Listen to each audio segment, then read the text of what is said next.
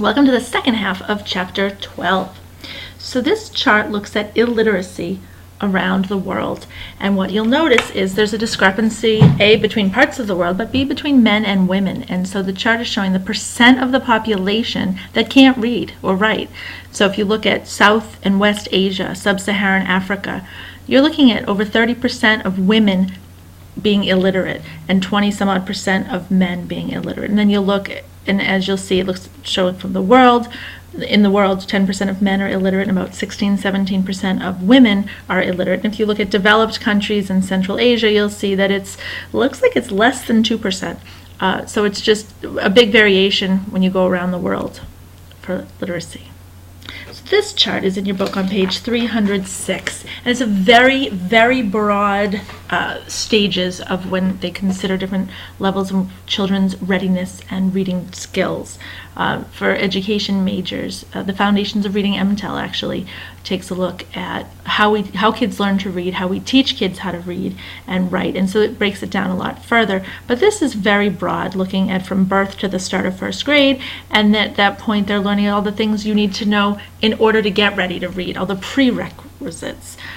Being able to identify letters and sounds. First and second grade looks at recoding skills, starting to actually read. Second and third grade, they're starting to read aloud fluently, but without much meaning. Fourth to eighth grade, they're starting to now read as a means for learning. We'll talk about that in a minute. And then from eighth grade and beyond, starting to be able to see different perspectives and look from different points of view. So in early childhood, we're learning how to read, and the stories children read and the books they read usually use familiar language and words that are in their oral vocabulary.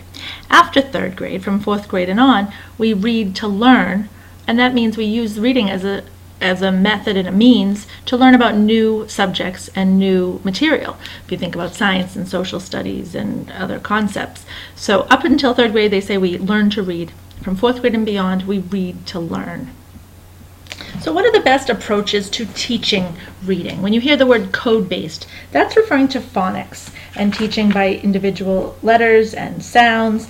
And so that's thinking about, when you think about language and reading as each letter being a piece of a code and you have to break the code, and that's kind of that's phonics instruction. Whole language is another approach to reading. In the whole language approach, they think of it as taking on learning to read in a similar way that we learn oral language, and that it should happen in a very natural way through exposure to different kinds of literature and writing, through a lot of trial and error. And so there's been a lot of controversy over time, which way is more effective. And so there have been decades or periods of time where people said, oh, it's the code-based, it's the phonics. There's been other times where they said, oh, it's the whole language. So what they have found is most kids tend to learn best through the code-based approach, through phonics, although there are definitely components where they use whole language. So they actually call it now balanced literacy, and that's a term you'll hear a lot. What it is sort of the combination of both, but there's definitely more emphasis put on phonics because they have found that is the successful way for most children to learn how to read. So it used to be that education was based on, pretty much they called it the 3 R's, reading, writing, and arithmetic. And so there's been a lot of shift from that, and there's a lot more accountability with teachers for each of their individual students, and they're kind of held a lot more accountability. If you look in the book on page 307, there's a piece on the race to the top, which is kind of a competition around the country related to improving test scores and getting kids more ready for schooling. But one of the things that has fallen to the wayside are things like kindergarten used to be a time for play, and now even kindergarten is very academic. In fact, on one of the field trips to the Horace Mann, I was speaking to a teacher who was telling me about how many minutes of the day and of the week and of the month and of the school year have to be spent doing individual testing on children. And so there's been a big shift to a lot more assessment and accountability. There's also been a huge increase in student diversity and multiculturalism in our society. Multicultural education, what is it? Well, I think many times there are people who think, oh, I have a picture of Martin Luther King and Mahatma Gandhi on my wall, and that makes my classroom multicultural. But it's really not. It's really a lot more than that. Multicultural education involves incorporating history and science and social studies and reading and writing and math and everything from different cultures. And so it's not just that the white or dominant culture is the only thing being studied in the different content areas. When we talk about multicultural education, there's a couple of different perspectives that come up.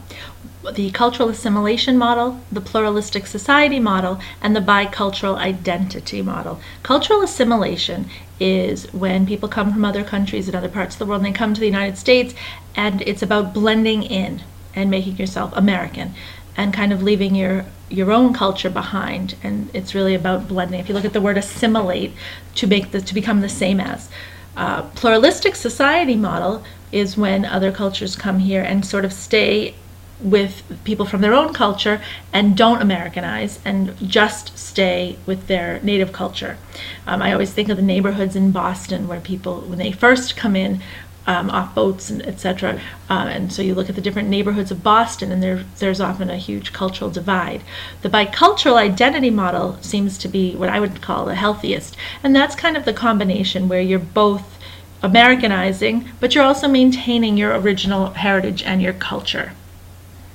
This chart is in your book. It's in your book on page 308, and what it looks like, this is the racial breakdown of the United States, and it looks at what we looked like in 1960, what we looked like in 2005, and what the prediction is that the United States will look like racially in the year 2050.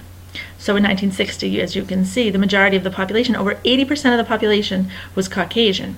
If you look at the year 2005, that's going down, and other minorities are going up. And so in the year 2050, it looks like there'll be a significantly more diverse population in this country. The teacher expectancy factor, or the teacher expectancy effect, is sort of how we tend to meet the expectations, not necessarily exceed the expectations, of our teachers. So if a teacher assumes we're stupid, we tend to not perform as well. And if a teacher assumes we are smarter, then we tend to reach that bar. If you could remind me in class, make a little note in your notebook, I want to do a little activity on this particular topic.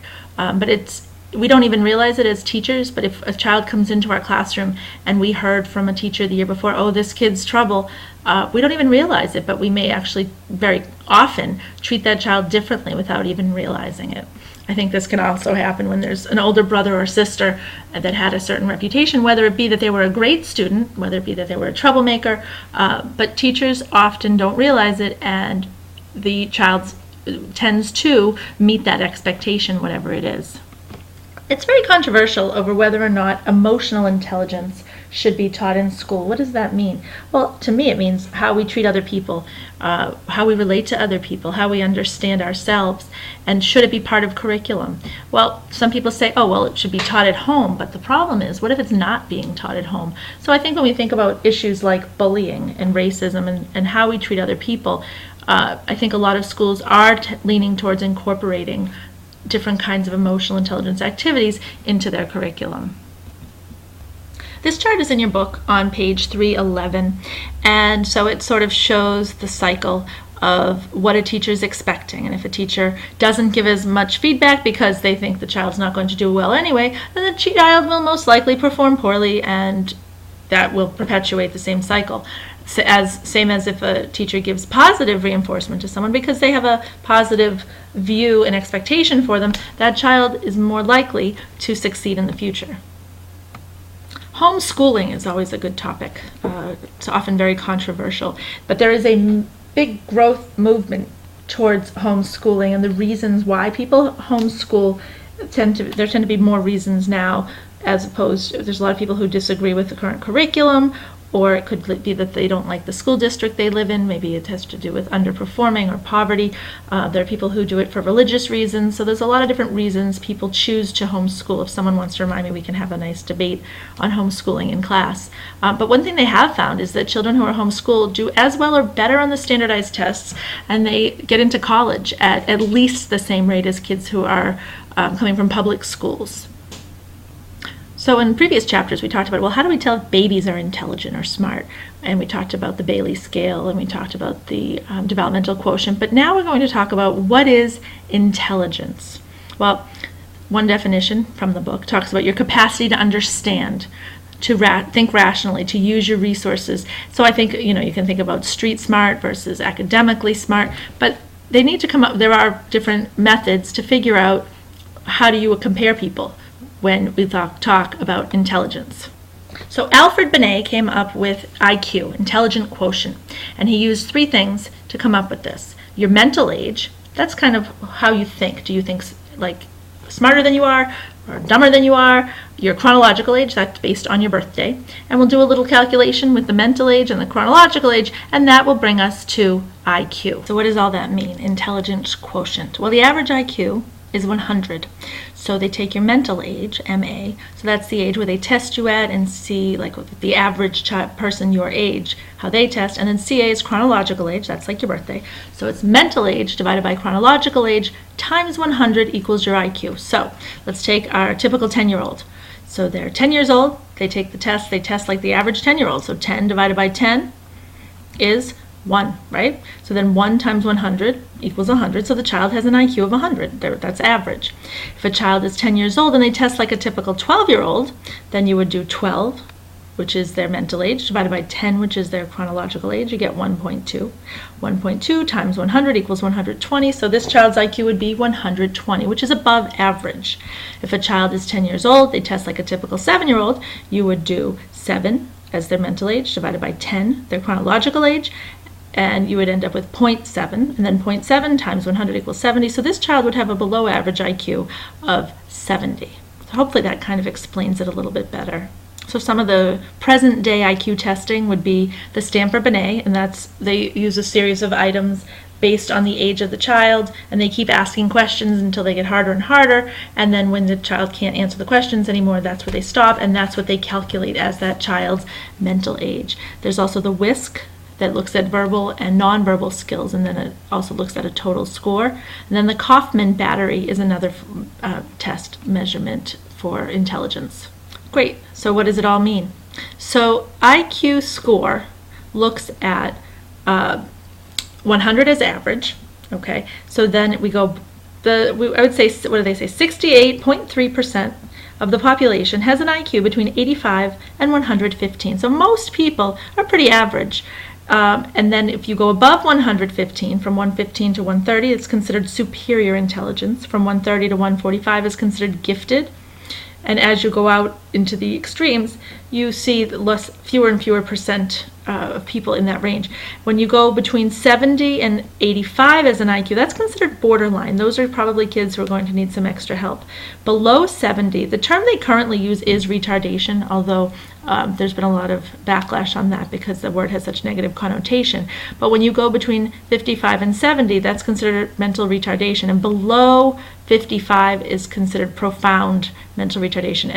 Fluid intelligence dealing with new problems, new situations. Think of it as fluid being in motion and currently being used in the present.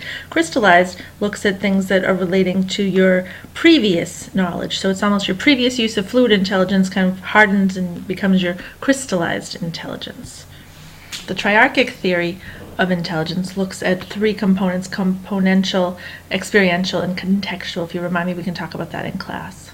There seems to be some racial bias in IQ because there are definitely differences with different groups, and there's a lot of debate behind that. There's social implications, and what is the reasoning? Is the test racially biased? The Herrnstein and Murray study, they did some research on the bell curve, and there's an average discrepancy of 15-point differences between Caucasian Americans and African Americans. And then the whole nature versus nurture debate comes into play as well. Mental retardation, when we look at those lower levels of IQ, this breaks it down based from mild, moderate, severe, and profound. The book has a lot more detail on these. Gifted and talented being the other end of the spectrum. Those would be way above the norm. Often there's acceleration programs so they can move ahead, or maybe even skipping grades.